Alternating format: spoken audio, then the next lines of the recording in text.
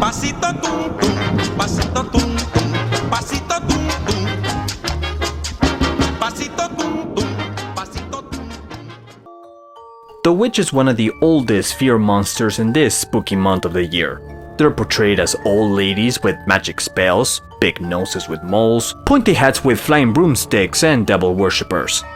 Recently, they've garnered more of a sex appeal. But how much of the witches is real, and how much of it is fairy tale? Coming from the medieval days, witches were a real fear. It not only shaped the social environment in most of Europe, but based on what we know, it is one of the darkest eras in our human history that emphasize fear, torture, and devil worship, often known as the Dark Ages. Where you going? I'm taking a vacation. God doesn't take vacations, does he? Did you ever hear of the Dark Ages? Were the witches real, or were they misinterpreted? I'll be comparing two films that have the same references. Let's take a look at Haxan, The Witch. What did they have in common? Witches don't melt with water! Haxan is a silent Swedish film that documents the history about witches. The title itself means the witch, as it points out superstitious beliefs that dominated the church in medieval days into mass hysteria, torture, and the murder of innocent women. It's not much of a story, rather an insight on the persecution of witches and what could be expected to live like in those days.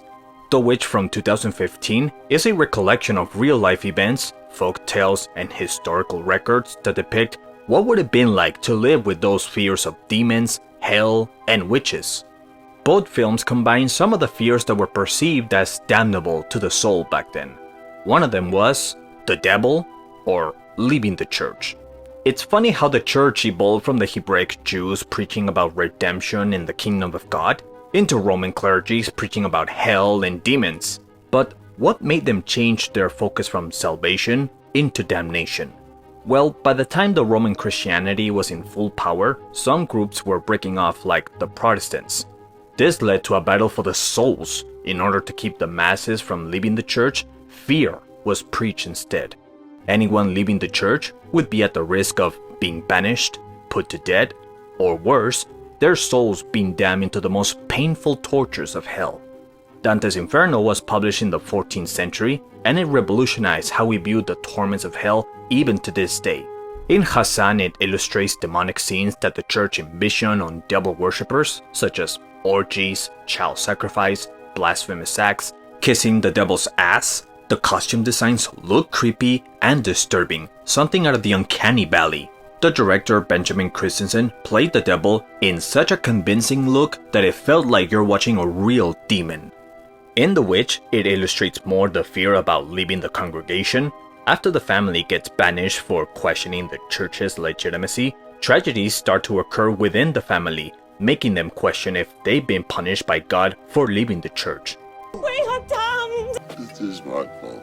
We should never have left. Since the family came from an environment that focused on hell, sin, and the wrath of God, this made them feel unholy and unworthy, living on everyday fear that they're at the mercy of an angry God. My sins are not pardoned. Our son is in hell. And if God will not hear my prayer, My son is dead.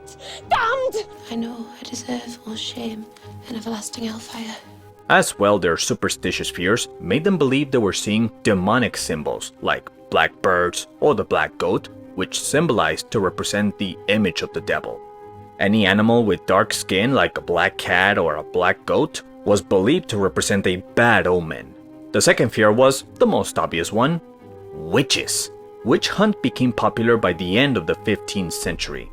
If something unexplainable happened, like someone getting ill, or a farm animal unexplainably dies, or a natural disaster occurred, it was all blamed on a witch. Just as in the film When the Baby is Gone, it is assumed that a witch kidnapped him for a ritual sacrifice. However, the methods to hunt them were more horrifying than the fear itself of witches.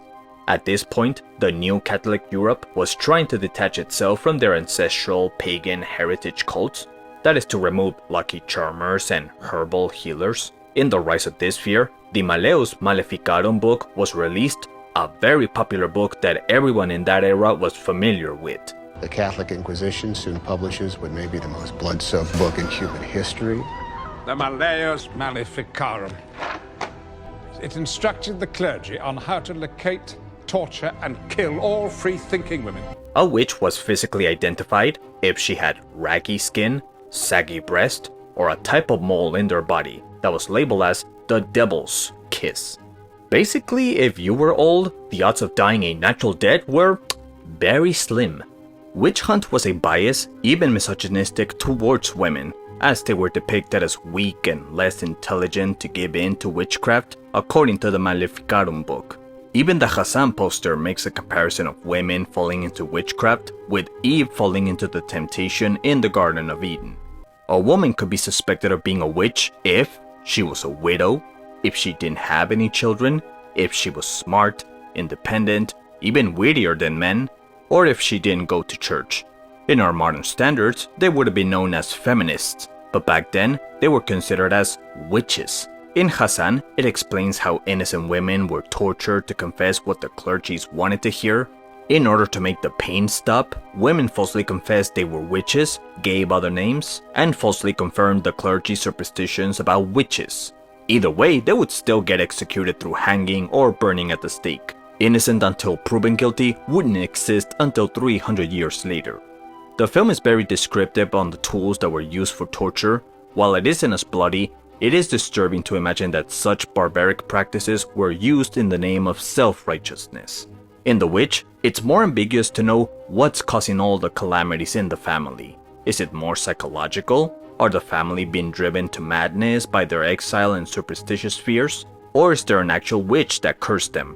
And if there is a witch, it's played off as a mystery to who is behind the curse. Is it Thomasin? Is it the children? Is it all in Thomasin's head? Is it someone outside the family? You can make your own conclusions whether if it was psychological or if it was an actual curse, and neither answer is wrong.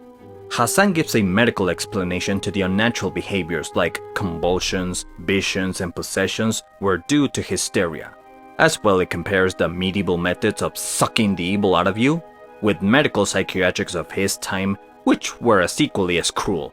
What made that era horrifying was not that there were actual witches flying on broomsticks, it's that people actually believed there were real witches flying on broomsticks. And even if there was a minority practicing occultism, the medieval methods were so barbaric and unreasonable, causing the death of tens of thousands of innocent lives, men and women. And the third fear from the Dark Ages was sex. In Haxan, sex is a deplorable act that is used for giving in to temptation. As well, it represents a symbolic alliance with the devil.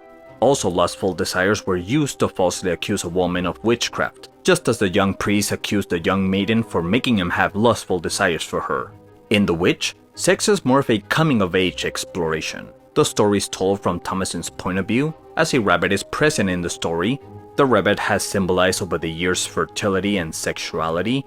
This illustrates Thomasin's growth into womanhood, but because sex is a taboo topic for the church, her natural youthful desires were interpreted as temptations that placed guilt on her, possibly resulting into maybe joining this satanic cult. Both films may not be as similar to their stories, but the subject matter and themes make them worthy of a comparison. Haxan is a spooky film with some spooky cinematography. It may not be for some because of its demonic imagery, but as art, it's macabre in all the good ways. The special effects and costumes look creatively disturbing for that time. The Witch is an unsettling, artsy horror film that doesn't give in to the simple jump scare tropes. The horror comes from creating disturbing images that make us dread wanting to live like in the medieval days. The cinematography is eye-catching, the acting is great. This will be Anya Taylor-Joy's film debut, and both films can be a good time for this spooky month of the year.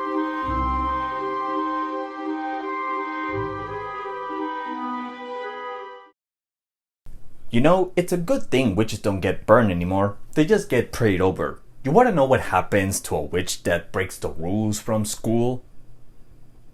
They get expelled.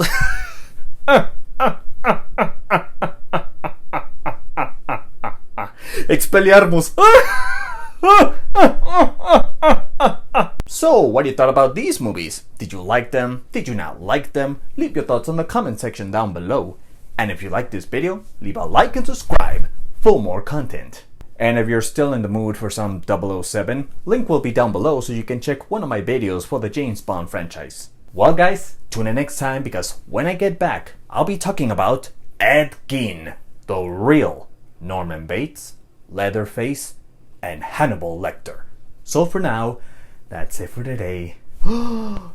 Ciao. Pasito tum tum, pasito tum tum, pasito tum tum.